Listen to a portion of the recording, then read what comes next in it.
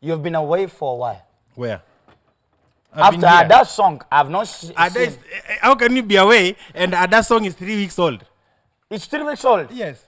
So where have you you know been these 3 weeks? 1 million views, right? 1.5, going to 2 million. Okay, 1.5. Yeah, those are genuine in 2 views. weeks, bro. Oh, my friend, listen. I have followers. I have people watching. People. Oh, my friend, and my fans have Wi-Fi at home. They have Wi-Fi. Hey, so let me ask you. Hey. If somebody unfollows you on Instagram, do you feel hurt? Why? Because now there are so many Ugandans following me now. Ugandans, Rwandese, Tanzanians, Nigerians. You are not Ghanaians. Wow. Ghanaians. Yeah. Ghanaians, you know they are black. You cannot see your followers. So let me ask you, because guys, it has reached a point whereby guys are now doubting gospel artists. They're now wondering, are these Kenyan gospel artists really gospel artists, or they're just there? Can you still say that Ringtone has still maintained being one of the strongest gospel artists? I will say straight to your face. Thank you. That I am born again. I love Jesus as my Lord and Savior. Me, I was thrown away on the street in a box after birth. My father died before I saw him. I was raised up by my grandmother. She died when I was 7 years old. My father died when I was 5. I became a street boy at the age of 7. I've been a street boy, a shushaina. I've been employed Kuzangoza Mitumba in Kawangware. Went to Mombasa to become a beach boy. But God helped me to be taken to school by a church called Deliverance Church Makupa, Mombasa.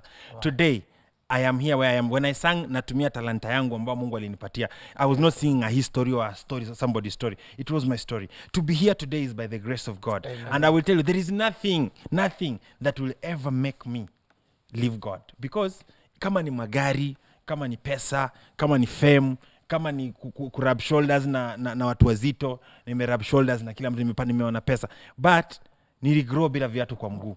Nilikuwa chokosh mimi. Lakini leo niko hapa, watu wanabai Azari Range Rover, chokora, anabai Azari Range Rover, alafu anaikata, sorry. You know me, I'm in the spirit already. What he means is like a street boy buying a Range Rover. Oh, yeah. Kiswahili yake hai. It's mchanganyiko of Vimbrutuashi. Yeah.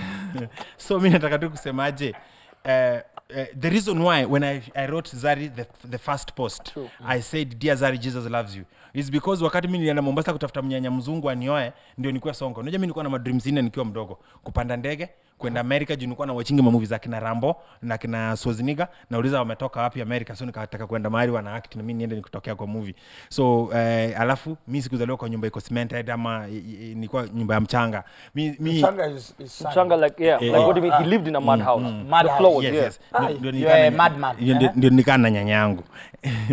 Now mimi nilikuwa na aspirations za kukua tu msee mwenye anaishi kwa nyumba iko cemented na washona maji, nipande ndege, alafu niende America. Nilikuwa nataka kama Mungu ananipenda kwenda America. Aniruhusu niende America for 1 minute. Sikuenda kuishi huko 1 minute. Mimi nilienda 30 seconds so far. America. Cream was there. He just reached at the airport. Then he actually, Cream left the entrance into the exit back to Africa.